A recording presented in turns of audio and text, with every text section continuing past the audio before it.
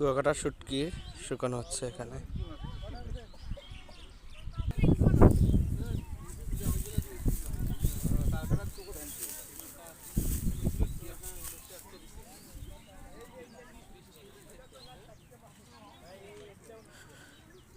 লটকা মাছের শুটকি, অনেক বড় জায়গা শুটকি শুকানো হচ্ছে।